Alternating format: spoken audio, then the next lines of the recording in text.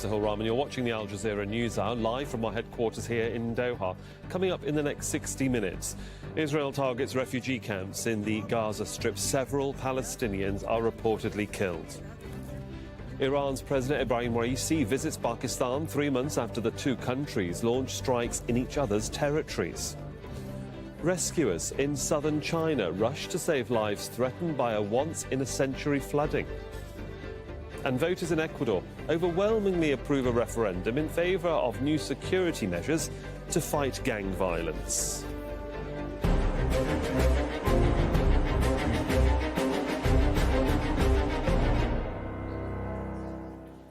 Welcome to the News Hour. We begin in Gaza, where Israeli forces have launched attacks targeting several areas in the central parts of the Gaza Strip, including the Al-Maghazi and Burej refugee camps.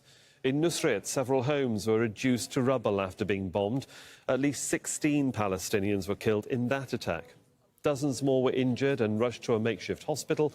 More than 34,000 Palestinians in Gaza have now been killed by Israeli forces since October the 7th. Let's cross over to Hani Mahmoud, our correspondent in Rafah, in southern Gaza, standing by for us. It's been another deadly night of attacks across the Strip, Hani, with those refugee camps and medical facilities being targeted once again.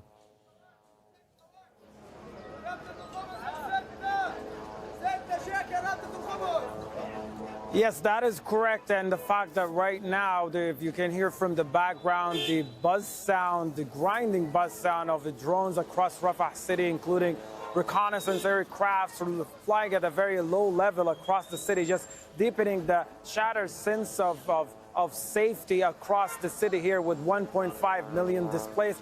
Palestinians are bracing themselves for the expansion of the ground invasion of Rafah city. They don't know where to go. Rafah has been the last refuge for people here for the past 6 months, and they're still living the aftermath of the past 24 hours. We're looking at least 24 people have been killed, mostly women and children, inside residential homes. It's not a secret right now. Anywhere in Rafah, signs of visible destructions are very clear right now, with rubble-filled roads and destroyed homes and public facilities quite dominating the scene in Rafah city. But the Israeli military continues to pound across the strip, mainly concentrated right now in the central area, where refugee camps are being repeatedly targeted, including their public health facilities and residential buildings and infrastructure. Just the past hours, we have allowed the hospital, that's a charitable health organization in a Nusayrat refugee camp,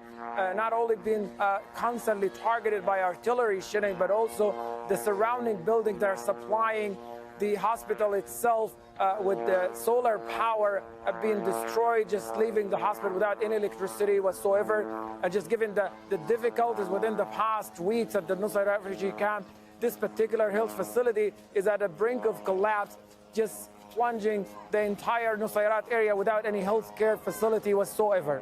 And while that Israeli drone hovers menacingly above you and in your area, normally at this time in the day, Hani, I normally ask you, where we should be focusing our attention, because there are three areas. One is the ongoing attacks, which we see day and night.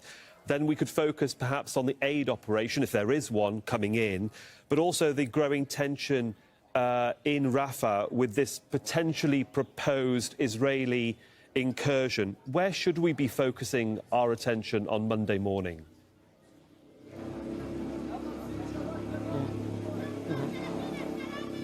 Well, right now, things have been evolving in a very, very dangerous way right now, and the fact the entire Gaza Strip has evolved into more of a killing box, where people are literally being herded from one place to another here in overcrowded Rafah city. The past 6 months have been very difficult for people, not only traumatized and displaced, but they had to endure this intense bombing campaign. And now with the growing talks and the threats of expanding the ground invasion, we're looking at literally a total shattered sense of safety and security for people here. We're talking about all age groups here, whether it's women and children, vulnerable groups, those who are in hospitals and trying to get proper treatment if it's available. But also in the central area where people are told if there is a ground invasion in Rafah city, people should be moving to either Khan Yunis city or the central area. The central area is largely unsafe right now with the ongoing air raids and attacks by the Israeli military. And Khan Yunis is a different story. It's catastrophic. It has turned into more of a wasteland with no signs of life. We're looking at a very difficult situation with complete elimination of social services across the strip, whether here in further southern part of the strip or the central area or the largely empty northern part that has been struggling with famine for the past weeks. Attacks are everywhere, and we can safely say that the entire Gaza Strip has been equally targeted.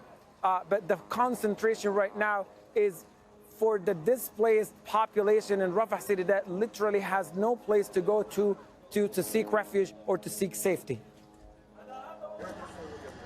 Early in the war, thousands of Palestinians took refuge from Israeli attacks in the Nasser hospital in Khan Yunis. Now many of them are buried here. Civil defense crews have discovered hundreds of bodies on the grounds of the medical complex. Nawal is still looking for her son's remains. I am here to find the body of my son. His name is Allah Ahmad Salim Al-Atal. His brother told me that he buried him here. We came from far away, more than once, and on foot, but we didn't find him. We've been trying for the past 2 weeks. Israeli forces withdrew from Khan Yunis on April the 7th. After 4 months of intense raids and airstrikes, leaving behind a trail of destruction and mass graves. The teams who recovered the dead say some were shot from behind, execution style. Others were found with their hands tied behind their backs. Many more are believed to be buried on the grounds of the largest medical facility in southern Gaza. The identified bodies were delivered to their families, and we as civil defense keep the unidentified bodies, take note of any distinguished marks for each of them, then we bury them. Another mass grave, yet more Palestinian bodies are retrieved from this side whose names might not be remembered. Their identities are largely lost in an unprecedented war. Lost but remembered, those who have been identified will now receive a proper farewell.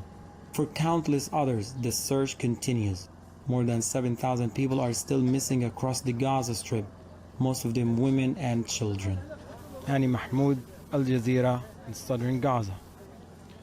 Hamas's political leader Ismail Haniyeh says that Israel isn't interested in reaching a ceasefire deal to end its war on Gaza. He says that the group's non-negotiable condition is the complete withdrawal of the Israeli military from the Gaza Strip. Despite tens of sessions and communications exchanged via our mediators, the Zionist enemy until this point has not agreed to a ceasefire in Gaza. All they want is the return of hostages so they can continue the war on Gaza, and this cannot be. They want Hamas and the resistance to agree to maps referencing the deployment of the Israeli army, as if to say we are legitimizing the occupation of the Strip or a part of the Strip, and this cannot be. There must be a complete withdrawal from Gaza. Meanwhile, Israeli Prime Minister Benjamin Netanyahu has blamed Hamas for the failure to reach a ceasefire deal that would allow the release of those Israeli captives held in Gaza. Now, he's vowed to further increase pressure on Hamas in the coming days. Unfortunately, until now, all proposals for the release of our hostages have been outright rejected by Hamas. That's why the US Secretary of State rightly said Hamas refused all the offers that were made to it. According to him, the only thing preventing a deal that would release the hostages is Hamas. Instead of backing down from its extreme positions, Hamas builds on division between us, and it draws on encouragement from the pressure directed at the Israeli government.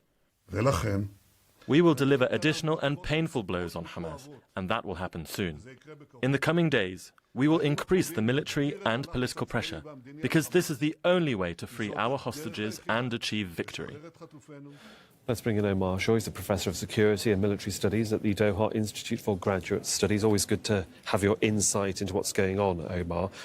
Obviously, we've got this now war of words which we've been hearing between the Hamas leader and the Israeli Prime Minister. Yet, for the Israeli Prime Minister, the pressure is on. Can we talk about this military group that is going to be sanctioned by the US?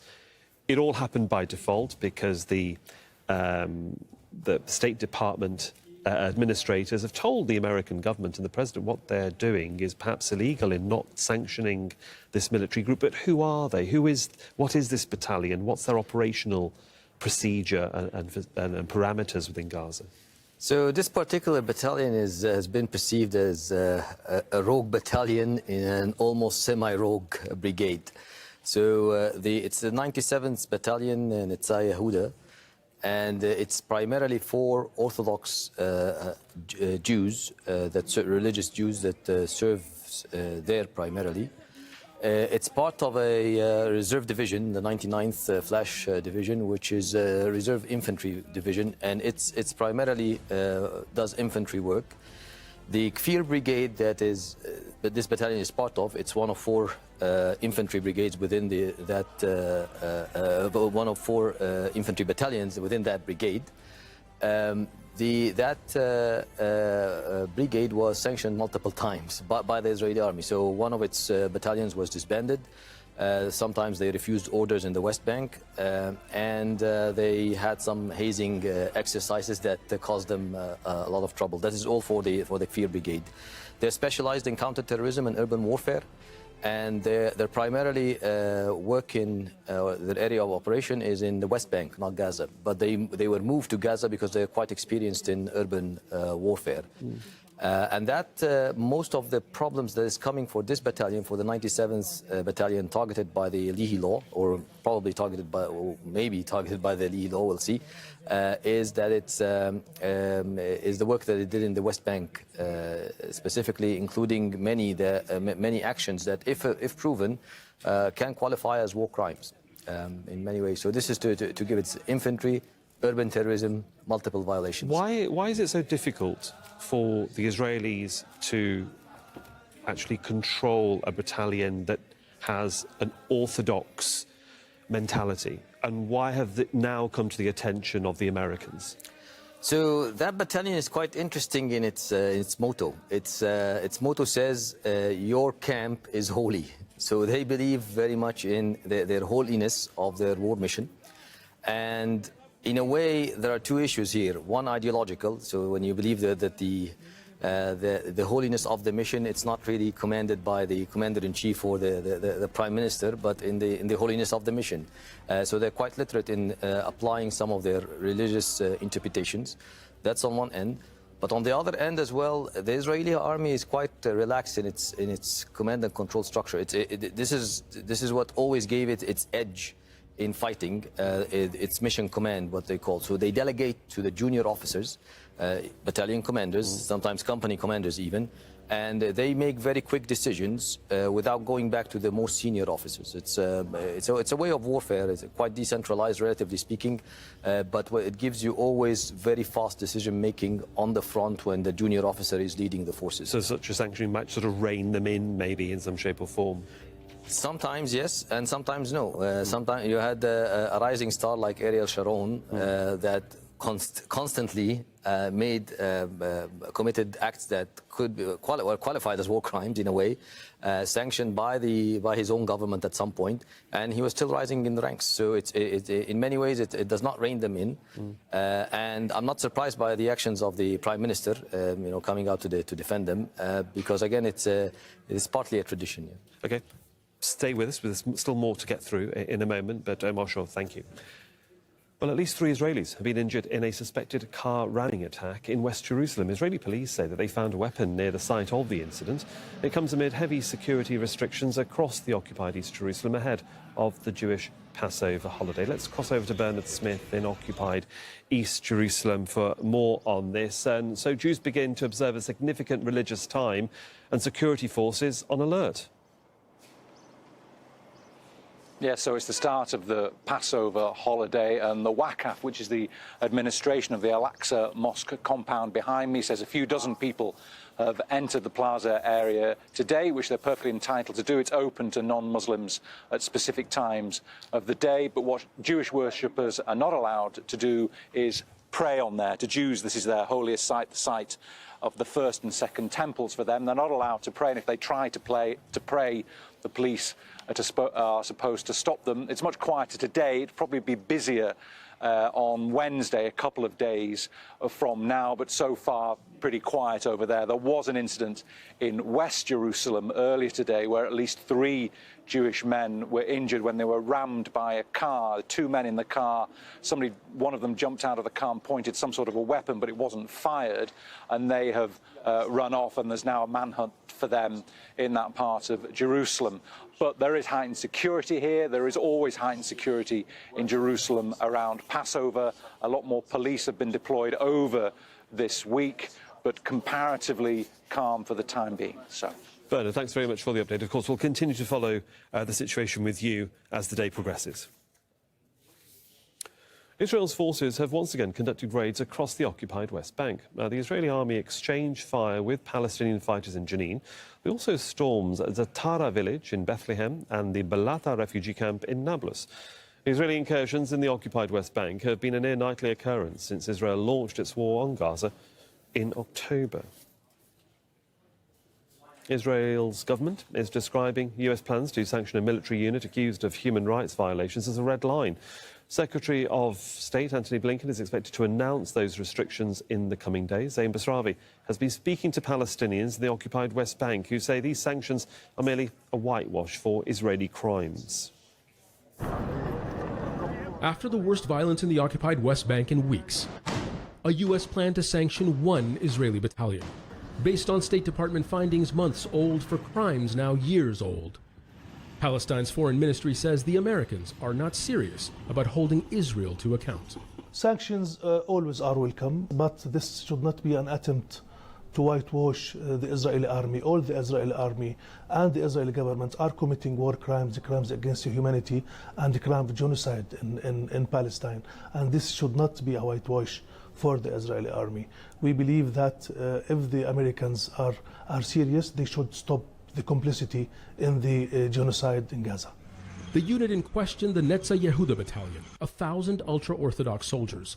They have limited interaction with female troops, are allowed more time to pray and continue religious studies, in keeping with conservative beliefs. Linked to incidents of torture and abuse in the occupied West Bank, most notably in 2022, when 80-year-old Palestinian-American Omar Assad died in custody. He was detained, handcuffed, blindfolded, and abandoned in near-freezing conditions. The Netza Yehuda were relocated to the Golan Heights later that year and are currently in Gaza. Even if the unit is disbanded, Israel's national security minister has said he will absorb the soldiers into the ranks of the police. But 25 other battalions will remain deployed across the occupied West Bank. This week, Israeli forces subjected Palestinians in the Tulkarem refugee camp to levels of destruction not seen since the Second Intifada 20 years ago. While Israel's government is furious that its biggest benefactor would sanction its military, for Palestinians here, it is political theater. The Americans are lying. I say to Biden and the Americans, enough with this satire. You talk about democracy and human rights, while human rights are violated using US money and weapons. It's nonsense. If the US wanted to sanction them, they wouldn't have planted them like weeds among us. US President Joe Biden's commitment to one side of this conflict remains clear. Despite numerous reports of human rights violations since the war on Gaza began, his administration has expanded Israel's weapons stockpile and just days ago vetoed a Palestinian bid for recognition as a full member state at the UN. The best case scenario, this could set a legal precedent. In theory, it could mean that Israel will no longer be immune to violating international law. The Israeli military's behavior might even change. But the more likely scenario, this is damage control. It is messaging by a White House with diminishing popularity ahead of a presidential election. ᴇᴡs Basravi, Al-Jazeera, Ramallah, the occupied West Bank, Palestine. The Iraqi armed group Kataib Hezbollah has announced that it's resuming attacks on US interests in the country, saying there's been no progress in talks on their withdrawal. The group had suspended attacks in January after 3 American troops were killed in a drone attack in Jordan. For more on this, let's cross over to Mahmoud Abdul Wahid, who joins us now from Baghdad. What more do we know about the threat by this group, and how seriously should the US and its allies take it?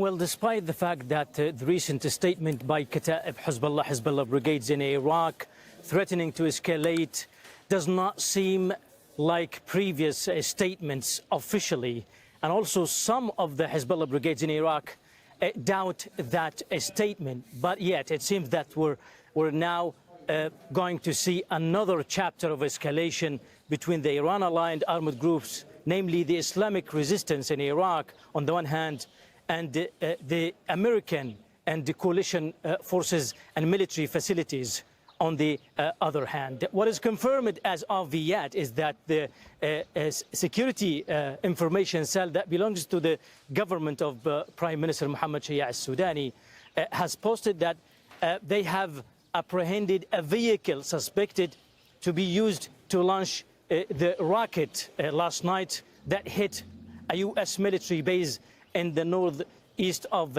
Syria and they burned down in the town of Zummar that belongs to Nineveh province in the northern west of Iraq. So now Kataib Hezbollah, as always as they are, they do not buy the narrative that the government of Mohammed Shia al-Sudani usually gives in regard to their negotiations with the American side pertaining to the withdrawal of U.S. forces and coalition troops from Iraq, especially after the recent meeting by Mohammed Shia al-Sudani, who met the U.S. President Joe Biden in the White House in Washington. And they say that that meeting did not give a clear response in regard to the withdrawal of U.S. and coalition troops from Iraq, which, as they say, they are not happy with the outcome of that meeting. Mahmoud Abdul Wahed there for us in Baghdad. Thank you. Let's bring in Omar Shah again, who's with us here on the set.